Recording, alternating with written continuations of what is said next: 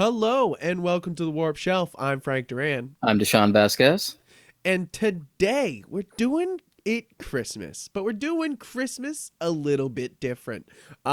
This is the Christmas movie that Deshaun has been bothering me to watch probably since we've met. I think. Yeah, I've definitely brought it up a lot.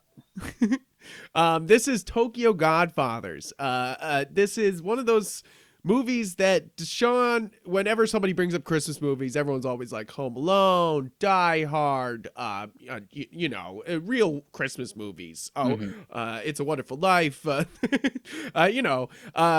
White Christmas, stuff like that. But then you would hear Deshaun in the back going, but Tokyo Godfathers, and everyone goes, shut up about your anime, Deshaun. The one weeb in the room, Tokyo Godfathers. And I just never had the chance to watch it, and today we watched it together for the first time in preparation for this episode, which should be either Christmas Eve or Christmas that this is coming out on. Yeah, So I'm pretty sure Christmas Eve is on a Thursday, so it should yeah, be so this will be day Christmas before. Eve. Now, well, I mean, so I'm going into this blind. So Deshaun, please tell people about Tokyo Godfathers before we go in to talk about it. So Tokyo Godfathers is about a group of three homeless people on Christmas Eve. I think it's Christmas Eve specifically, not day. Mhm. Yeah. The night of Christmas Eve, they find a baby abandoned, like in the park, and the film essentially follows them trying to find where this baby's parents are and return it to them.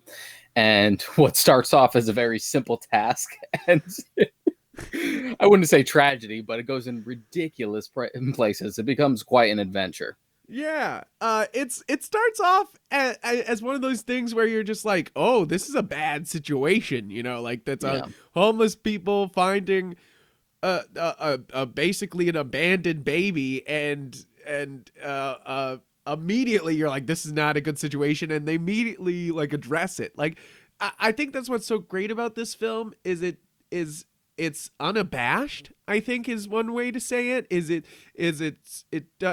doesn't hold back in any way. When it knows something's weird, it tells you it's weird, like it doesn't, like the immediately when the conflict of like how could homeless people raise a baby, they immediately raise that, like they don't even Yeah. hold back. Like they're not this movie's not afraid to dive into topics and really like get deep and complex about these what the human condition really. Yeah, and that's evident of pretty much all of Satoshi Kon's work. Yeah, I haven't seen any of his works. This is my first one. Yeah, the only one of his films I haven't seen is Paprika, mm, but I've seen Millennium Actress, I've seen Perfect Blue, I've seen Memories, which is an anthology film, but he did the Magnetic Rose short in that, and that's actually the best one in that oh, compilation. nice. And he also did Paranoia Agent, which is a really good anime. Oh, nice. I And actually I freaked out saw when he they did put some that on JoJo Funimation. episodes too.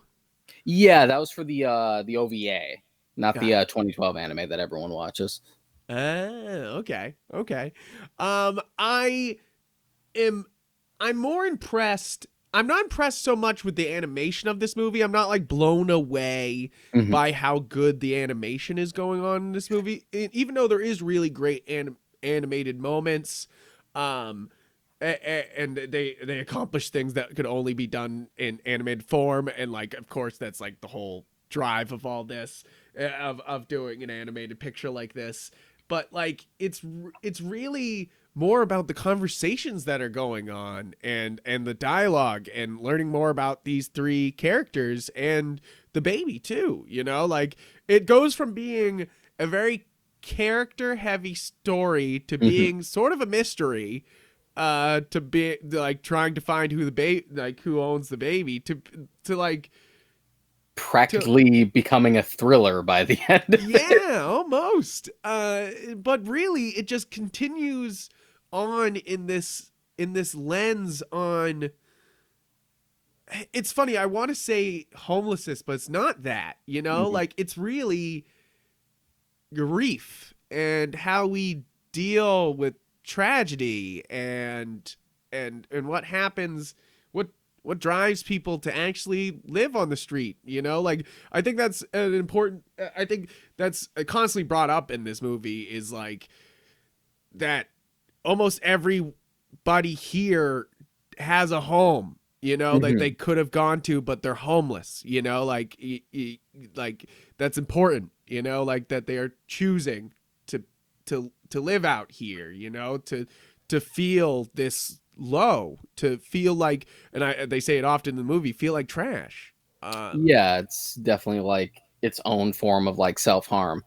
Yeah, which I think is it's an interesting look into what humans do to themselves, you know, like all the people in this movie feel like they did these problems to themselves, you Hmm. know, like they all feel like they caused their own despair, but and in some ways it's very true. uh what do you Yeah, I think the only, but at least as far as like the three leads are concerned, they at least have enough like empathy and self-awareness as to not try and let that affect others, yeah which is where they have their like cross to bear as far as the baby is concerned, especially later on in the film when it's revealed like where the baby actually came from. yeah And the idea of trying to use this like innocent life to solve your own problems isn't the right way to go. Yes, and yeah, that's the kind of the big lesson here, is that like, is that using a baby to try to fix yourself doesn't work. It never works. You know, like a baby is not a fix all for your Yeah, life. It it's not is a a band-aid. it's not a band-aid. It's like a baby is an extension of your life, and if that's not a good life, you're not going to be giving that baby a very good life, you know, like and it's kind of a hard lesson they all kind of deal with, you know, like, is what it means to raise a child, and what it means to be a father or mother or a Hmm. daughter or a son, you know, like that, what it means to be in those positions, and uh, really what the endless love that comes from those positions, even if it's slightly made up, you know, like in your, it's like attachment, you know, like they totally attach themselves to the baby Kyoko, and they basically risk their entire lives to save this baby this entire time, when it's not really Yeah. their baby or any the baby they even knew before this. They just immediately attach to it and like protect it with their goddamn lives. And does that mean, you know, like, and at that time, though, that was the best mother father they had, you know, like, and it's just, And it's I, also given the fact that despite how they're treated or how they're represented or how people like look at them or comment on them, the fact that these three people display like the most empathy of almost anyone else in the film. yeah, yeah, it's amazing how the normal people in this movie are so hard, you know, Hmm. and uncaring. It's like all the normal people are either disgusted by seeing them. They want to like. There's the shopkeeper that is trying to be as nice as possible, but it eventually just wants them gone. You know, like, Hmm. there's lots of. It's interesting to see everyone's reaction to them. You know, like, I think that's an important part of this film, is that not only do they categorize themselves as homeless, but everybody who looks at them says, "Oh, they're homeless." You know, Yeah. like, and they say it like it's the plague, like they're actually sick or something, or like Hmm. you know, like they say, "Oh, they're homeless." You know, like that means anything. You know, like it's Yeah. Other than an unfortunate circumstance. yeah, it's like, oh, this person's life has been shit on. I like, It's what is, so it's like, and you're yeah, acting like, oh, it's but treated like an actual like other, like stigmatized. yeah, and this film's just, it's funny. The film's so unassuming, you know. Like it starts off, and you're like, oh, it's funny, you know. It's gonna be an honest, funny movie, you know, like where it's just like, oh, look, there's the trans woman and his and her and there's homeless group, and you know, like the old drunk and the young runaway, and you're kind of like, you're like, oh, this is funny and heartfelt, and then it just like completely dives deep on these topics of like what it means to be homeless, how we treat other human beings, even to their face, you know, Yeah. even like it's like, of course you have the drastic example of the group of dudes who just beat the shit out of Jin later in the movie. Hmm. um and of course they're like super hard and uncaring, but like the only people, it's like people aren't very nice to them at all anytime during the movie, you know, like even if they're not doing anything, you know, like the only time people are nice to them is when they show up at the wedding, and that's short-lived because of the gunshots. Like, Yeah, that ends in disaster, but it's also just that lens of like cynicism and just how cruel human beings can be, especially under the framework that this is supposed to be like a time of peace. yeah, and it's funny, the cruelty rides so close to the humanity. Like, you know, like we you have this guy who runs up, shoots the mob boss that took these guys in, you know, that like took the three homeless, I don't know what to call them, the three Godfathers, took in the Godfathers, and they and then he gets shot, and that the assassin basically like kidnaps what's her name, Miyoki. Yeah. Yeah, Miyoki's. Yuki.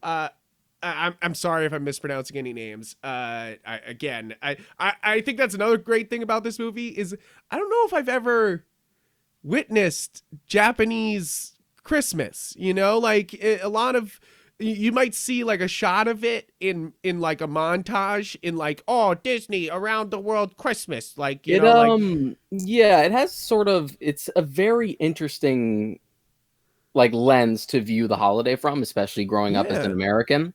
The only time I ever tend to see it outside of this film tends to be any sort of like slice of life or like yeah, romance anime, which I do watch a lot of. They usually have at least like most of them have at least one like Christmas episode, yeah, and it's interesting how the traditions change there. Like exactly. even something as funny as like a Japanese tradition as far as like Christmas dinner is concerned is actually fried chicken. Yeah. So like KFC has their biggest like sales day of the year on Christmas in Japan. Like that's a thing. You're like, okay, sure. You We missed know, the trick like, on that one. Can we make that a thing over here? no, Americans have fried chicken every other day. They got to eat something else. So. Yeah, it doesn't have that novelty. It's not It doesn't special if work you're as having it well. all the time. And yeah, I think it's nice to, first off, it's like it's that seeing Christmas from that lens of a different culture, but also what they do aesthetically to the Hmm. holiday. You know, like they still have the lights, but it's like also like the pull pinatas, those are everywhere. I Hmm. don't know what they're called. I'm sorry, poppers. I don't Yeah, know. yeah, I know what you're I'm talking gonna about. call them pull pinatas, but that's not it. That's totally wrong. But like, there's lots of like little things that are just all over the place in this movie that seem to like that just, it's interesting, you It's know, like because you're used recognizably, to the way you see Christmas in European or North American yeah, cultures. it's recognizably Christmas, but there's like a slightly different atmosphere to it. Yeah. And I dig it. I think that's one, there's lots to love about this movie. I think right off the bat. I think there's so much. For first off, great dialogue, great characters, but also kind of an interesting look, you know, like at a holiday you don't see all the time, at a in a place you don't see, you know. That's like, I know this might just be another Christmas story in Japan, but for me I'm just like, oh, cool, I didn't know, like I'm sitting there being like, oh yeah, okay. Yeah, and I think one of the better things it's able to do is sort of balance on the razor's edge as far as like its tone is concerned, Oh yeah. because the film with this subject matter, especially as it goes along, could so easily like slip into like absolute despair where it becomes just really really hard to watch. But the fact that even in its more serious Or moments there's this sense of levity and like hope to it.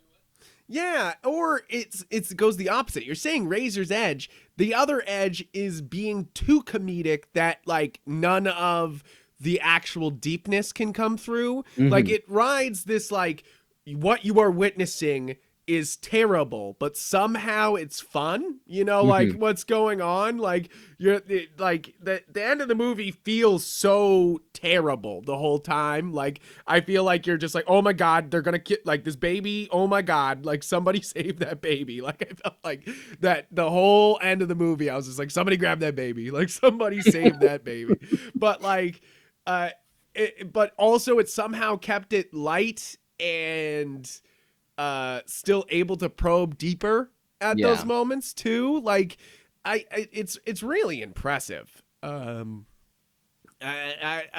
think that's why you've had to have brought this up to like everybody, is that this is a deceptive movie, because I went in being like, okay, yeah, three homeless guys find uh, uh, uh, a homeless baby, and they abandoned baby, and shenanigans begin, Yeah, and that you can sort of like picture it beat for beat where this like an American story or yes. like an American film.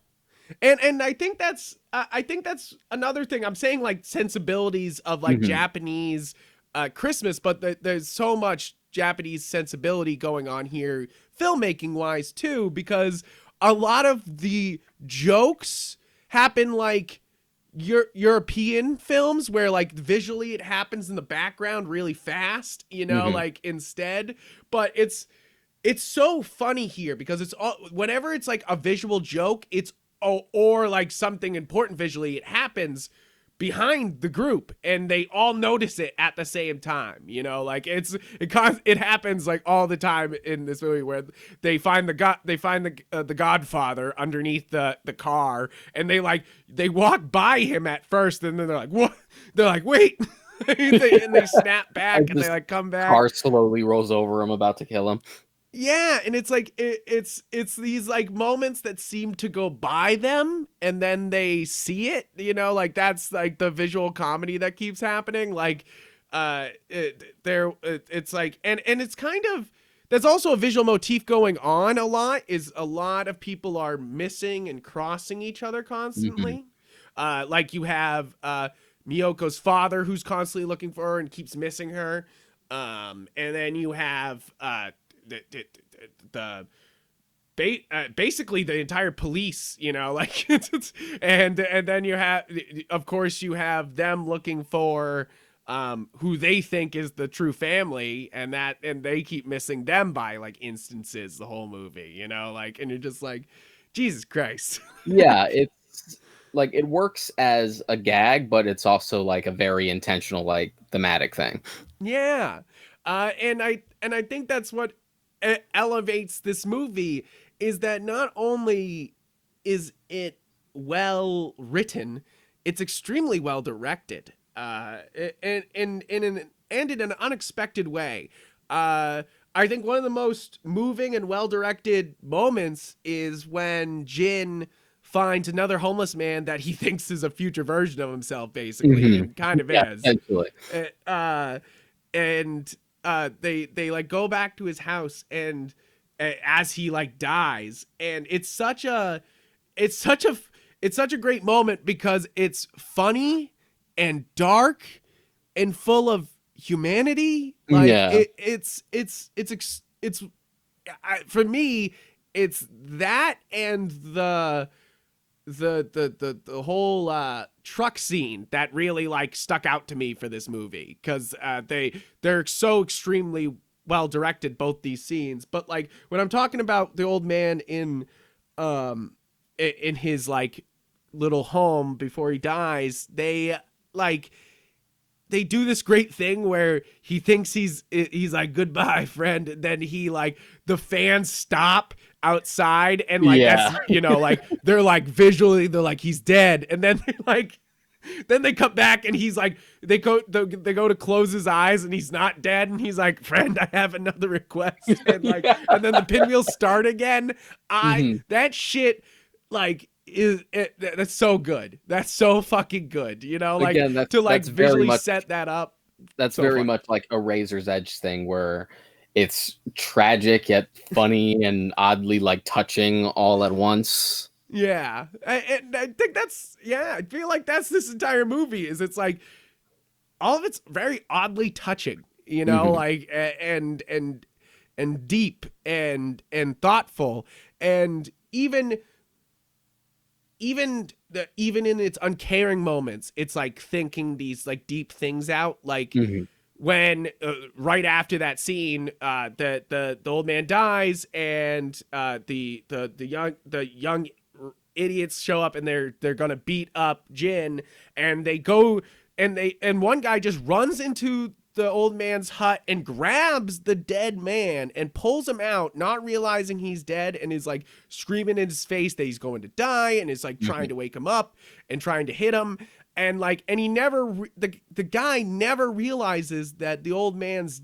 dead, you Yeah. know, like, and there's something profound about that like, this guy didn't even care if he was alive or not, you Mhm. know, like, and and even so much so that like, he couldn't tell that this guy was dead or not, you know, like, and it didn't really matter. He was trying to get this weird aggression, this fucking bullshit out, you know, Yeah, like that. which is definitely a thing that happens, especially as far as like the homeless are concerned. It's such a sad thing. It's super sad, and it's one of those things, because it's one of those things that douchebags will be like, who, well, what are they gonna do, call the cops, like, you know, Yeah. like, it's kind of like robbing a drug dealer, you know, like, Mhm. it's a victimless crime, you know, is what they say, it's just, it's one of those things where it's like, oh shit, you know, like, that's fucked up. And uh and I think that's one of the things here, is that like, humans can either care so much about other humans, or they can completely, in an instant, dehumanize them, you know, like, and completely take away all. They say it at the end, a life is a life. You, me, Kyoko, all have a life, you know, Mhm. like, and that's so important, as a lesson for treating everybody around you. You know, like, it sounds like it's stupid. It's the golden rule: treat others as you'd want to be treated. Yeah, and the trio are ultimately rewarded for it because despite how realistic the film is at times, aside from when it's trying to be intentionally comedic and Yeah. it gets a little more like out there, has these moments where he's like has these somewhat like fantastical moments. Yeah, but it's It's like, it's funny. They establish the fantastical moments mhm, almost right, because they keep it realistic. And then the minute they mention that Kyoko is a messenger from God is mhm. when things start to get weird, you know? Like, I feel like once they start to like blame that the baby is from God is when things get fucking weird. It's kind of like the Blues Brothers in that way, where they're just like, they're like, I blame, like, this is from God, so, and then it just gets weird from there. and and yeah, I think that's, a huge part of this. But just even by the time you get to the ending and you sort of get to that moment of self-sacrifice, like jumping out of the baby and almost falling off the building, but then like a miraculous wind, like gust of wind comes to like help them aloft. It's man, in that moment, like you said, the movie turns into a thriller, because like, for a moment there, you're like, could, are they about to kill the baby here? Like, are you like, because that would be wild, you know? Like, and then they have the moment of them lifting her up with the gust of wind and seeing the sunset over on Christmas, and over Tokyo. Yeah. You're like, that's cool. That's cool. That's cool. I it's also a lot of, like I said earlier, a lot of the comedic moments happen behind. It's also like all the like the God moments happen behind, you know, Mhm. like the ambulance going behind them at like and stopping the fight and coming for Yeah. Hannah. It's like it's one of those moments that you're just like, Jesus Christ. It's funny. The movie like almost intentionally keeps you on your toes with that type of shit because you never know what's going to be in the back of the frame exploding through at any moment. You know, like Yeah, you you're sort of just like, keep your Jesus. guard up because you're not sure if at any point it can just devolve into like a full-on tragedy and try and pull Yeah, like the rug out from under you. because it kind of is a tragedy, and it starts off with that. You know, like you hear Jin tell his story and you believe him, and then you hear later on, you know, he finally reveals later on that that's not true, that he is a deadbeat, you know, like that he did leave his wife and daughter, you know, like, and that's why he's so obsessed with this. And then, like, I love, I loved, I think the other thing about this movie is how good it is at developing the characters and then bringing it Mhm. all to the conclusion, you know, Yeah. like it's something I really love about a good anime movie, you know, like something about like it just being like, yeah, we're tying up all the fucking ends, like here it is, you know, like this And is it complete. just comes as like one, two, three, you're done. But You're done. it doesn't feel contrived or like rushed to like get to the end. No, it really doesn't. And I think that's another thing is that usually you would I feel like the pace is weird in this movie, but Mhm. not in a bad way. The pace is meant to like completely keep you off balance the entire Yeah. time. It kind of reminds me a little bit of Parasite in that aspect, where it, like kind of like keeps you on a weird like I don't know what's going to happen next. It Mhm. could be a fucking tragedy, you know, like at any minute, you know, like type of thing. And I know Parasite actually ends with a tragedy, but like, you know, like But this just is, that idea where it's not afraid to just get a little surreal at times, yeah. just to like spice things up every now and again to keep you on your toes. Yeah. And It doesn't hold back. Satoshi Kon's other work is a lot like that too. Mm. As far as like, I feel like you'd probably like Paranoia Agent that is on Funimation. Oh, That definitely like veers almost completely into like psychological thriller territory. cool. And so think of like the more harrowing moments in this, but like dialed to 11, and you're like, ooh, but it's so well done.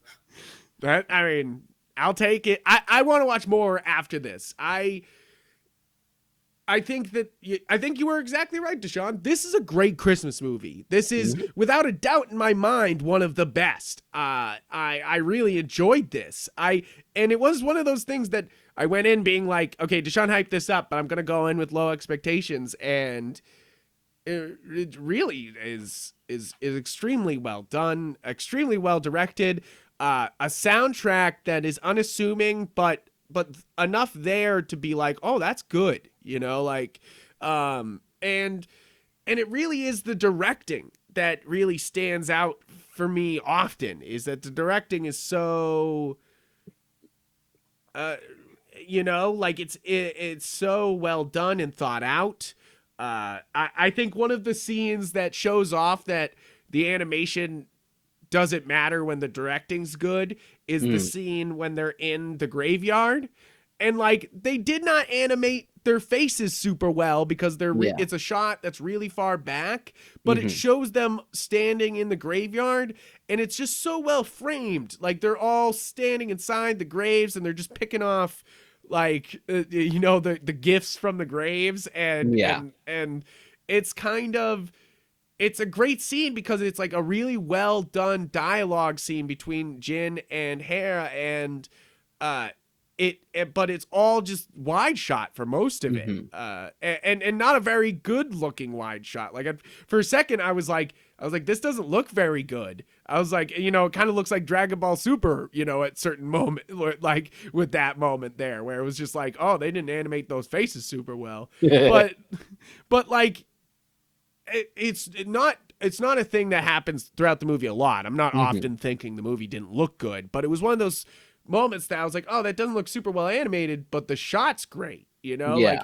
it overall it looks good. It's just like they didn't really care if the faces were as animated as they usually are. Hmm. Like I mean, every film can't be made out of twos and threes like Akira. Like sometimes it's got to be a little bit less, like especially that scene that was like threes and fours, but Yeah. But given that the rest of the film is pretty good about being pretty dynamic and expressive, especially given how like specific the character design is yeah, in this, and that's definitely like his style. Paranoia Agent also has like a very similar art style, where especially for older people, it can tend to be very detailed, and then there's soft roundness as far as like younger characters is concerned. yeah, But it doesn't feel like they clash at all. no, yeah, it runs the It character like design runs really well it almost together. like borders on like caricature, but it still looks Yeah, consistent. it's funny. All like all all younger women are round, for Hmm. like the design. It's like they're all round and whole, like, and then like all the older women are so like like like cut, like Angled and jaw sharp. cut, like Yeah. And uh specifically like detailed and shaded. I feel like as far as this film is concerned, I think the only reason most people I know haven't seen it is because it's an anime Christmas movie specifically. And yeah. and it wasn't dubbed until very, very recently. And I think that might be a big part of it, is that you say Christmas anime movie and people are thinking My Hero Academia, but a Christmas episode, like Yeah. they're not thinking basically like an Academy Award winning movie, but in animated form, Hmm. like that, because that's what I felt watching this, is that this is on the same caliber as something like a Parasite, like this is extremely well directed, extremely well acted. I already said it. What everything went well here, and Yeah, like it's weird and off-putting, and and yet despite how harrowing it is, you still by the end of it feel this like sense of warmth, which is in keeping with the holiday spirit yeah. in a way that you wouldn't get to point A to B, at least in that way, with another movie. No, this is so. I mean, I think it's to be said. Most Christmas movies fucking suck. I think Mm. that most Christmas movies are terrible. Like they're not very good, and they usually are just trying to get you that warm feeling and get nostalgia bucks. Yeah. And this movie doesn't rely on any of that, and still gives you the nice warm feeling at the end, and makes you. I don't know. It's like it's But it's funny. also It's like here, to talk about some serious shit. it's serious shit, and it's still a family movie, in a Hmm. way. It's like it's a movie about a family, it just might not be your traditional family. I'm not saying it's a movie to watch with your family. I'm sorry, that was weird wording. I think this is kind of an adult movie, even if it's not exactly overt at Yeah. times. They definitely like it's one of those movies that I think a younger audience member might think it boring, but Yeah. Yeah, I would say so. I think that a lot of if you would appreciate it, and I think most people would. Hmm. It's just you have to kind of sit down and take it in. Which is good to just sort of make people go blind, is like you, where you sort of had the basic premise and you just kind of let it wash over. Yeah, I'm impressed, and I think this definitely goes on the list of good Christmas movies. Like, and which Mhm. is not a very long list. It's kind of like, well, it's not exactly like video game movies, because there's like none, Because but they're because good ones exist. because good ones actually do exist. It's more like Halloween movies. There's not many good Halloween Hmm. themed movies, but there are good ones. Yeah. I guess any movie based on Halloween, based in Halloween would be a Halloween movie, right? Same as Christmas. If it's based on Christmas, it's a Christmas movie. I mean, more or less. I mean, you can argue till you're blue in the face. I think Eddie sort of nailed it with that Home Alone comparison he did. Yes, I We're think just he like, did look, too. if you consider one, then you got to consider the other. You either have both or you have neither. Yes, Eddie McCabe, that movie show, his TikTok, whatever, just dropping his name. A great friend of the show, and he's always right, you know, like he's got some damn good opinions, and you should probably listen to him. But he's right on the money. It's like if you think Home Alone's a Christmas movie, then you have to think Die Hard's a Christmas movie, because it's the same thing where nothing actually other than. My only argument with that, no, this is an offshoot, but I was going to say that, like, the only thing is Home Alone's plot. I mean, they're both Christmas movies, because both the plots revolve around Christmas. For the most part, they would still function without that setting. Yeah. No, I mean, true. It's just that they're both, it had to be Christmas for both the plots to happen. And for me, that makes it a Christmas movie. That's a point in their favor. Yeah, right? Like, it's like Die Hard wouldn't have happened. It would have been a New York cop in LA at Nakiyomi Tower if it wasn't fucking Christmas, you know? Like, come on.